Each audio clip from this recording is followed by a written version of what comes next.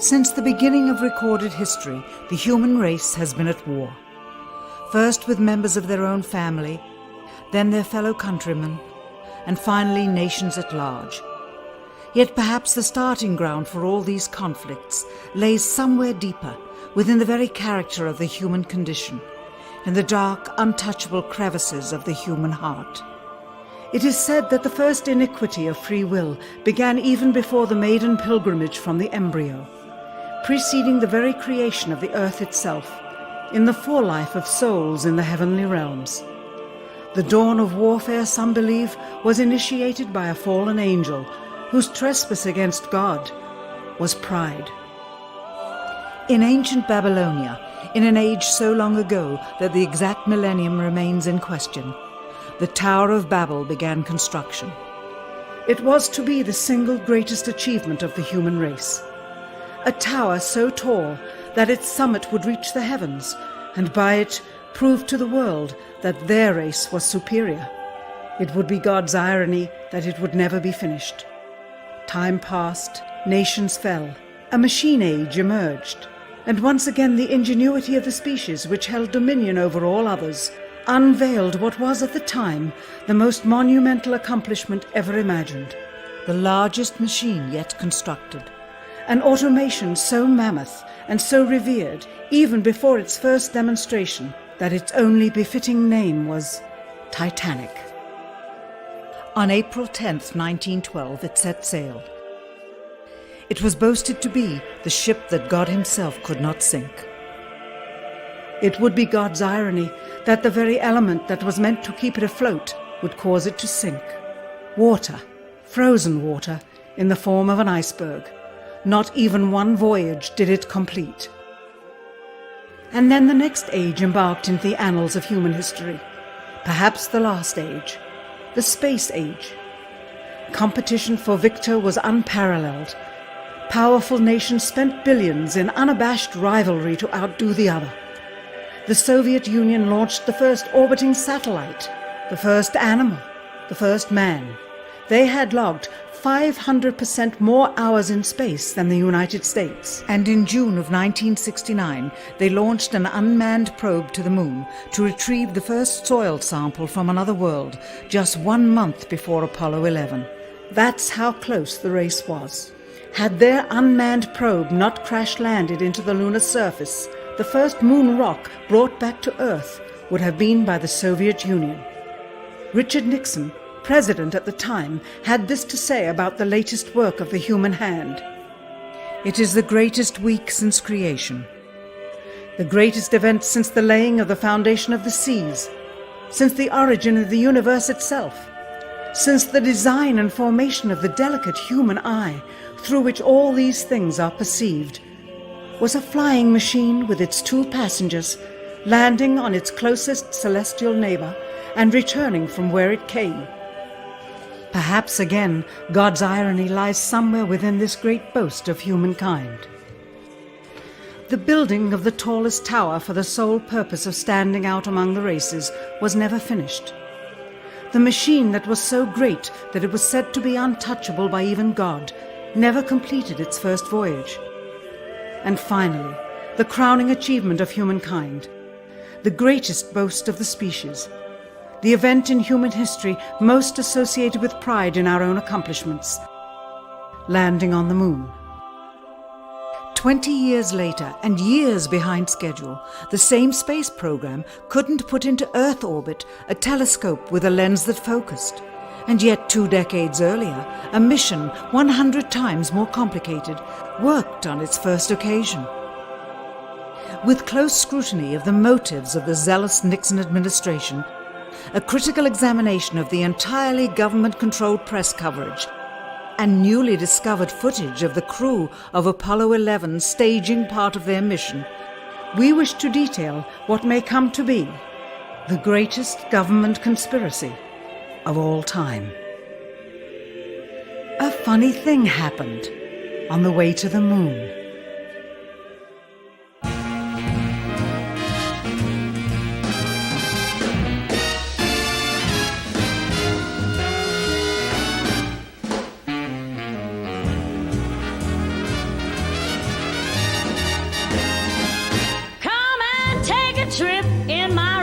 ship. We'll have a lovely afternoon, kiss the world goodbye, and away we'll fly. Destination moon.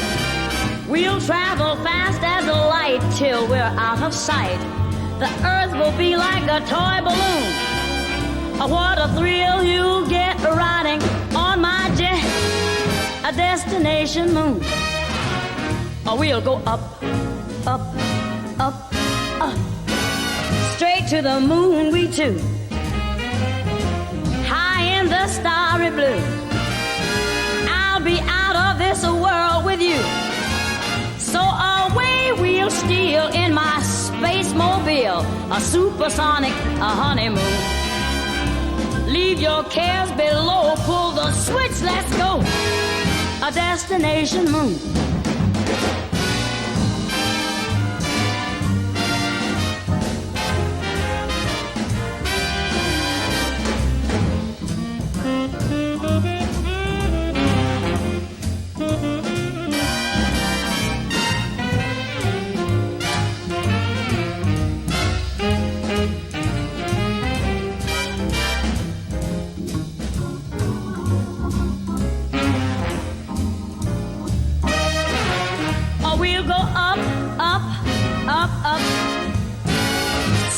To the moon we two.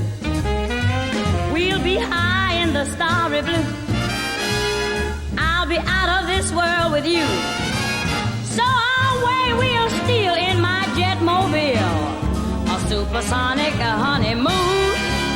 Leave your cares below, pull that switch, let's go. Destination. We're flying high up in the sky. Destination moon.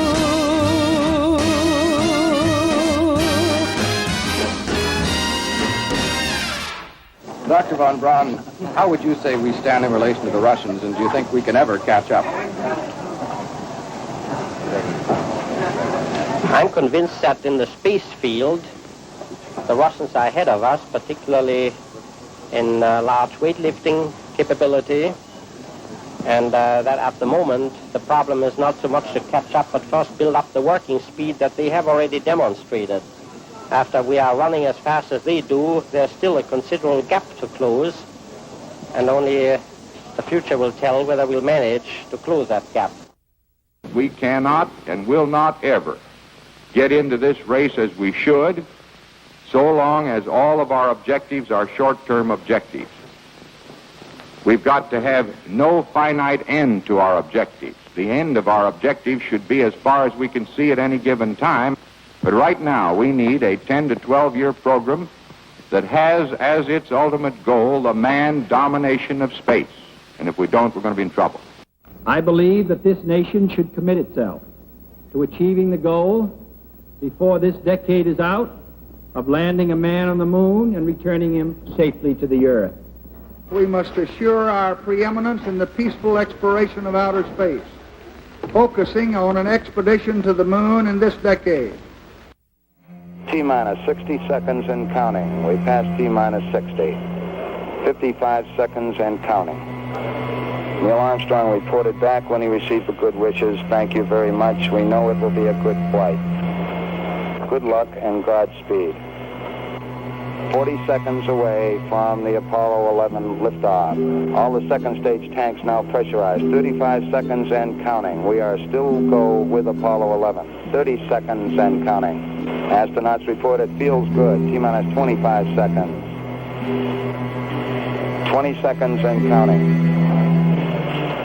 T-minus 15 seconds. Guidance is internal. 12, 11, 10, 9. Ignition sequence start. 6.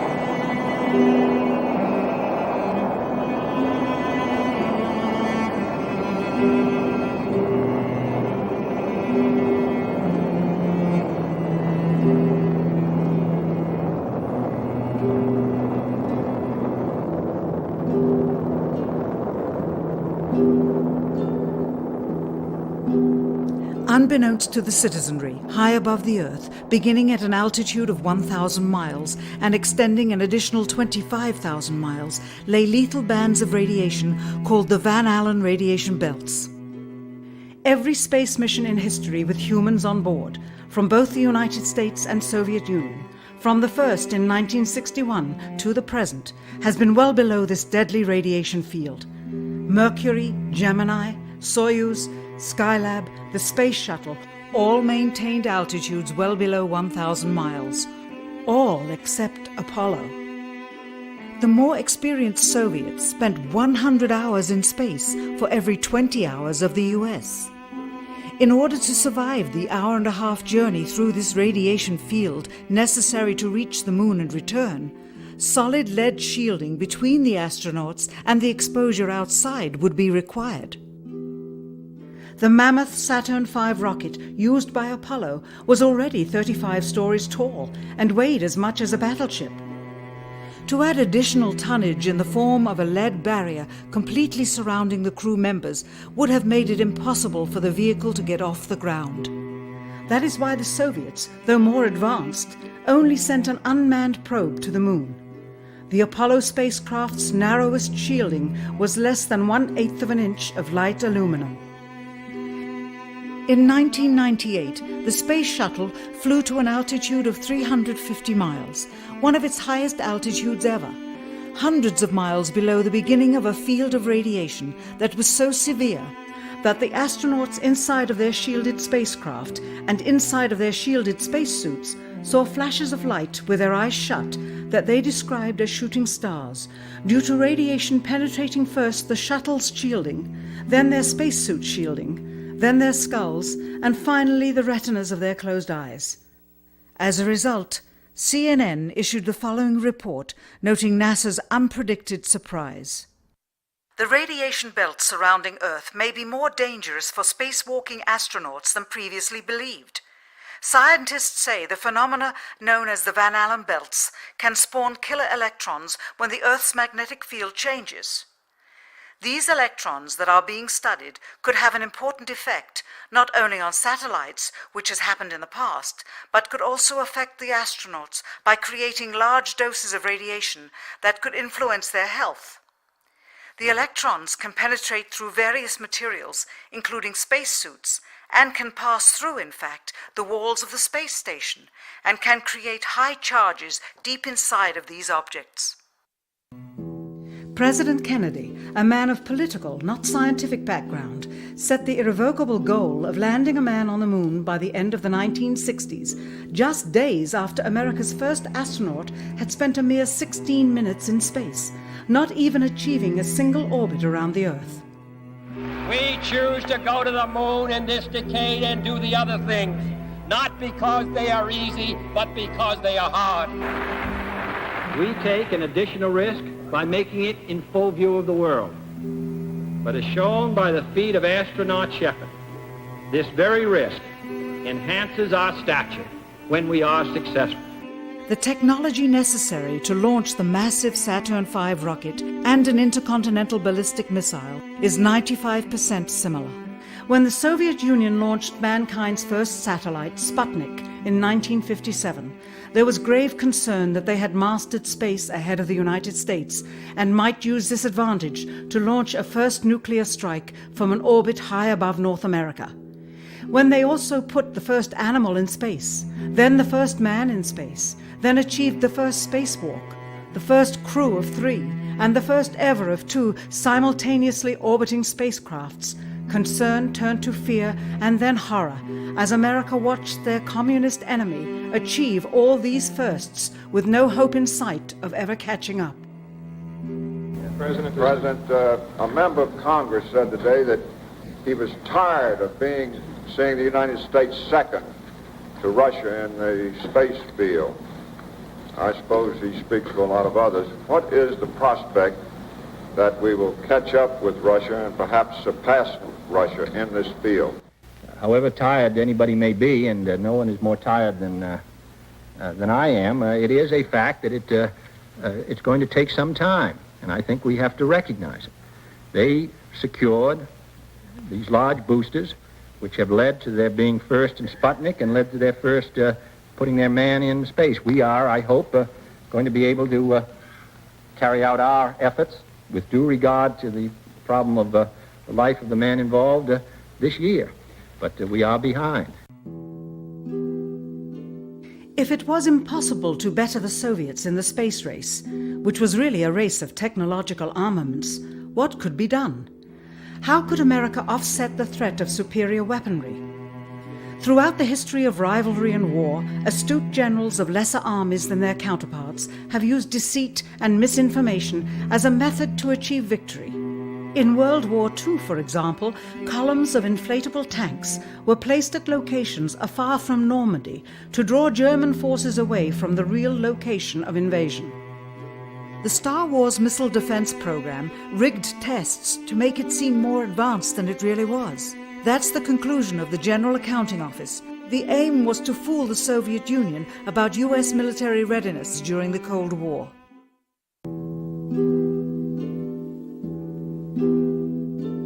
Certainly, it was not possible to fool just the Soviets about US strategic capability in the 1960s, while somehow informing 200 million Americans of the truth secretly. In order for them to believe the United States had the capability to go to the moon, everyone would have to believe it. Furthermore, the pride of a nation was at stake, and the goal of a martyr, not to mention the growing unrest domestically of a government throwing tens of thousands of lives away in a foreign war riddled with contradiction and ambiguity. In addition, the Apollo program had already spent billions of dollars. If it failed to achieve its goal with such an investment, it would indeed be a large and bitter pill for the taxpayers to swallow. The cost of the program, whose sole goal was to be the first to plant a flag on the lifeless rock just outside the Earth, if adjusted for inflation to the 21st century, was $135 billion. With a profit margin of just 7%, this would be equal to over $9 billion profit going to the privileged contractors chosen by their friends at NASA. If the machinery was in fact only achieving Earth orbit, as other earlier missions had already done, then the completion and functionality of the other components would not have been as important, and even more profit would have been made. $135 billion could feed 2 million people for their entire lives. It could also buy 2 million two-bedroom houses. Yet how could such an undertaking be kept secret, and for such a long time? To the latter, one needs only to remember that an unsolved riddle 6 years older, the assassination of President Kennedy, still daunts the minds of the vast majority of Americans. As a parent of a conspiracy, as his assassin being assassinated himself, the truth of the matter has still escaped history. In keeping a secret of the magnitude of the Apollo missions being fraudulently created, one turns to the Manhattan Project for comparison. Surreptitiously building the first nuclear bomb during the early to mid-1940s involved 129,500 people over a 3-year period. Yet the secret did not get out. A quarter century later, the art and technology of espionage inevitably improved, narrowing dramatically the number of players in the know of a large clandestine operation. Just 1 year before the first mission to the moon, NASA launched the Tetra satellite, specifically designed to simulate flight data coming from the moon, so that the ground crews could rehearse the landing, much as the astronauts did in their own simulations. Had it not supposedly fallen back to Earth, all that would have been needed during the actual flight would be a repeat of one of these computer programs, with a few original variations, transmitted to the satellite for rebroadcast to Houston. Scores of computers and their deceived operators on the ground would then receive prearranged information, including the alleged location, altitude, and fuel consumption of the spacecraft, as if it were descending to the moon's surface. If the Soviets tried to find the actual location of an Apollo crew in the hundreds of thousands of miles surrounding the Earth and the moon, it would be tantamount to trying to find a rowboat in the Atlantic Ocean. The fact that the Apollo program was so departmentalized, with various construction and test sites around the country, meant that only a few people saw the whole picture. And for the first time ever, there was no independent press coverage of such an historical event. Whatever pictures and sound were distributed to the public were strictly controlled and previewed by the federal government. They were then disseminated unchecked until this hour. For who would realize that the unthinkable was not only possible, but absolutely true?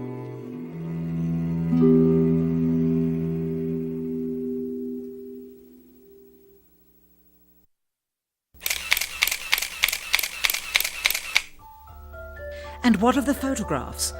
What do they tell us? On 3 separate occasions, our office asked NASA's Public Relations Department for every single picture of an astronaut on the surface of the Moon, just during the maiden voyage of Apollo 11. Many duplicates were sent. In all, fewer than 20 pictures were found, including first-hand investigation on site at the agency's vaulted archives. Quite surprising, considering the historical significance of the event. These very photographs are the same ones circulated year after year on anniversary commemorations. It is estimated that in just the first 60 minutes on the Moon, motivated by the tenuous nature of the circumstances, many more exposures could have been expediently taken. Also surprising is the scarcity of photographs of the mission's chief pioneer, Neil Armstrong. The greatest achievement in human history, and of the man whose first step echoed around the world, dawning a new age of scientific enlightenment, there is only one full-body picture of him on the Moon, besides this ghostly reflection. This one, taken by an automatic camera mounted on the side of the lunar module. Perhaps he feared liability should the whole conundrum later become unraveled. Perhaps he has forgotten that he attested to the authenticity of the event with his signature on this plaque engraved by the federal government. In fact, in the more than 30 years since the event, aside from NASA's initial press conference and the occasional brief anniversary remarks where few questions were permitted, he has never given one on-camera interview to anyone, ever.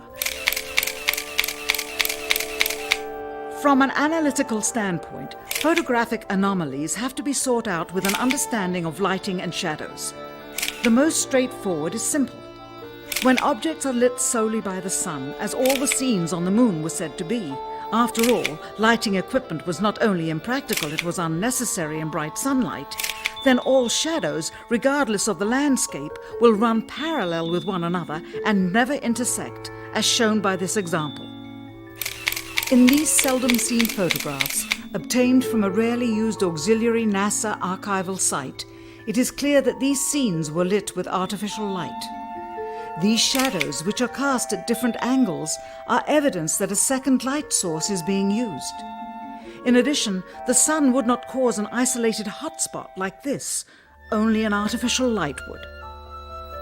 Again, intersecting shadows and another hotspot. And again.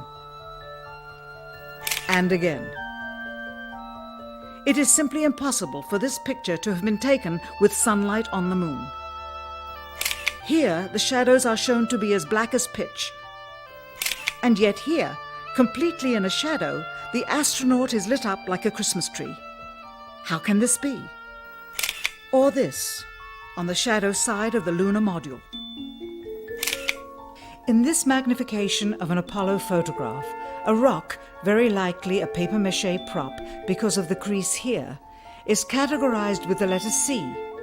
In later releases of the same picture, the letter is gone, probably airbrushed out. Here, a crosshair, which was burned directly into the image from the film plate, and thus should always appear on top of the objects in the photograph, appears behind the object in this scene, clearly revealing a composite of 2 pictures into one. Someone apparently forgot to create a burn crater underneath the lunar module's 10,000-pound thrust engine, despite the fact that during ground tests there was a real concern for the vehicle falling into the hole the engine created as it descended. Here is a depiction based on the latest specifications and scientific data. In these enlargements, it looks as though the lunar module was simply placed there. Not even one speck of moon dust on the landing pod. As a result, all subsequent flights had to have the same discrepancy, which was explained away by the effect of no atmosphere. And what about stars? On the moon, with no atmosphere, they must have been quite a sight to behold. Yet there is seldom any mention of them, if ever, by any of the astronauts on any of the missions. Undoubtedly, creating a mural with all the constellations properly placed in the sky would have been virtually impossible to create accurately, much less realistically. A competent amateur astronomer would have been able to call attention to the slightest error in measurement. The answer? Not to talk about the stars. Ever. In their post-flight press conference, it was the only question to which Neil Armstrong responded with an absence of memory. When you looked up at the sky, could you actually see the stars and the solar corona in spite of the glare? We were never able to see stars from the lunar surface or on the daylight side of the moon by eye without looking through the optics. I don't recall during the period of time that we were photographing the solar corona what stars we could see. I don't remember seeing any. Years later, though, Michael Collins would remember seeing the elusive stars and wrote about them in Expeditions to the Moon. It seems his memory improved the older he got. Why don't stars appear in any of the photographs? Simply because the proper, mostly closed exposure setting for the camera's iris, set that way to compensate for the bright sunlight on the moon's surface, completely diminished the faintness of relatively distant specks of diminutive light. This answer is true. It does not, however, explain why they never took any pictures of the stars by themselves, with an exposure setting perfect for them. While they took 3 automobiles to the moon, they never took a photographic telescope. Had they done so, they would have been able to see farther into the universe than had ever before been realized. If they had taken a telescope and were not actually on the moon, they would have had to concoct undiscovered galaxies that might one day prove to be non-existent. The cost of the 3 moon rovers in 21st century currency? Nearly $60 million each, though they had fewer parts than a Jeep. Where was all this money going? Then there's the flag, blowing in the wind, at least twice, on the atmosphereless moon. We can only guess that most of the missions were staged inside for fear of possible aerial or satellite reconnaissance from an unfriendly nation. The backpacks, designed for 1/6 gravity, must have had the cooling systems removed to allow for movement without falling over. With very near and hot studio lighting, that left one hot astronaut inside. Assuming that it was the astronauts inside, after all, their faces were always covered. The necessary mammoth amounts of air conditioning were probably responsible for the air current. Here the editor cuts to a still shot of the flag, just as the effect becomes noticeable. Here it is unchecked. This rare clip, attained decades ago, was never re-released with the inevitable increase in experience and scrutiny. To demonstrate 1/6 gravity, a bouncy, floaty feel to the astronauts' movements would be similarly achieved with relative simplicity. Slow motion. You are viewing the scenes as they aired more than 30 years ago. Now let's look at them with the speed doubled. It becomes discernible that they are, in fact, in Earth's gravity, and are no more leaving the ground than they would on Earth. It is clear from these rarely seen color television pictures that the crew of Apollo 11 brought a high-resolution color video camera with them on their mission, yet the only pictures broadcast live from the moon's surface were these from a low-definition black and white camera. In fact, the networks complained because in addition to this, they were forced to shoot the images, second generation, off of a projection TV of the technology of 30 years ago, and were not even allowed to take a direct feed, which further degraded the quality and clarity of the images. Perhaps this was precisely what NASA and the federal government had in mind. After all, it was a first, regardless of where they were. Better to open up their debut mission with fuzzy pictures and numerous blackouts, rather than show too much revealing detail of a false scene that was yet unproven. And finally, the element that seals their fate. Of all the footage of Apollo 11 requested from NASA over a 5-year period, one gem was discovered just before the completion of this documentary. An old reel received by mistake. It contains the raw or unedited footage of the crew of Apollo 11, Michael Collins, Edwin Aldrin Jr. and Neil Armstrong, staging part of their mission for nearly an hour in living color, with exceptionally clear behind-the-scenes audio of conversations discussing the techniques used to achieve a disingenuous picture depicting the Earth at a distance, in order to falsely demonstrate their far journey from it and their ability to survive passing through the Van Allen radiation belts. It cannot be misconstrued that this staging was done for some other reason prior to the mission, for the reel itself is slated and dated July 18th, 19th and 20th, 1969, the very days of the mission when they were said to be approaching and achieving lunar orbit. Furthermore, it is apparent they are in genuine zero gravity aboard the actual spacecraft, necessary to convince the mass media of their authenticity, just not any further than Earth orbit, as you will see. In this never-before-seen or heard footage, not only is the radio conversation between the astronauts and Houston Control audible, there is a secondary, private conversation taking place between the crew and a third confidential party, prompting the astronauts with what to say, when to speak, and how to effectively manipulate the camera to achieve the desired misleading effect. NASA claims that the Houston transmissions were the only ones taking place with the astronauts. Listen now as Houston Control initiates a conversation with the crew, only to find them too preoccupied with the behind-the-scenes trickery to respond. Moments pass and the oversight is picked up on by the clandestine third party, who quickly prompts them with talk. Immediately, Neil Armstrong speaks. Hello, Apollo 11. Houston, Goldstone says that the TV looks great. Over.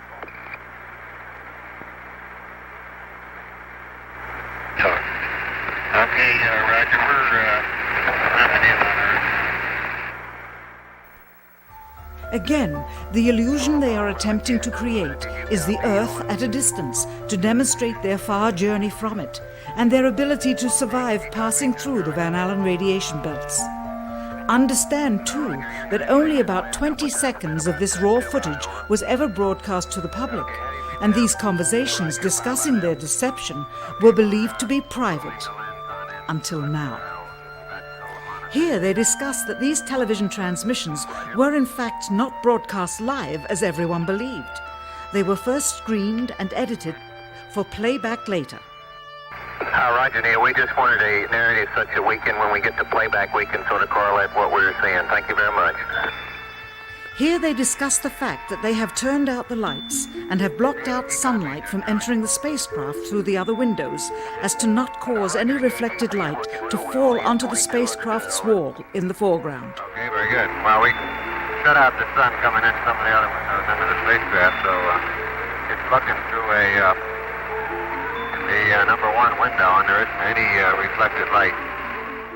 The reason this was done is so that the truth of the matter would not be revealed. It is this. Though the federal government would have you believe that this is a view of Earth from a distance out of the spacecraft's window as it nears the moon, it is not. What they have ingeniously done is placed the camera at the back of the spacecraft and centered the lens on a circular window in the foreground, outside of which it is completely filled with the Earth in low orbit. The circumference of the window then appears to be the diameter of the Earth at a distance, with the darkened walls of the spacecraft appearing to be the blackness of space around it. That is why they wanted the interior dark and blocked out the sun from entering through the other windows. Here you can see the extruded window, probably 2 inches thick at the bottom. This is because the Earth's shine is coming in at a downward angle. It also causes the Earth to appear to be an irregularly shaped circle, for you are seeing the outside of the window at the bottom and the inside of the window at the top, which together form 2 different sized halves of a circle. Subsequently, this take was never used. As they perfected the shot, a crescent-shaped piece of black material was inset slightly into the window to create the illusion of the Earth's terminator line dividing night and day. It is uncannily convincing. During this segment, intended to be edited and played back later for the worldwide television audience, dated July 18, 1969, Neil Armstrong condemns himself as he states that he is 130,000 miles out, or halfway to the moon, as the NASA flight log also states on this date, when he is in reality in low Earth orbit of a few hundred miles. Roger, Houston, Apollo 11. Calling in from about 130,000 miles out. Here, during another segment, also intended to air after review, Neil Armstrong falsely explains to the viewers how the shot is attained by putting the camera's lens to the window's glass, as it would have to be if they were the claimed distance away from the Earth. We only have one window that has a view of the Earth, and it's filled up with a TV camera. If the window was completely filled up with a TV camera, as he stated, then an astronaut's arm would not be able to get between the camera and the window, as it obviously does here in this outtake. South America becomes invisible just off beyond the Terminator or inside the shadow. You can also notice how the astronaut operating the camera reacted to the mistake by attempting to pan away from it. Blue gas, see white bands of major cloud formations across the Earth. This is a segment that they believed wasn't even being recorded, much less suitable for broadcast, for the lens was being zoomed out and the scene was being changed to that of an interior of the astronauts at work, and apparently the stop button popped back up on the recorder without notice. Here is the diffused work light that they used to see camera controls, but not throw light onto the spacecraft's wall. Here they remove part of the crescent insert.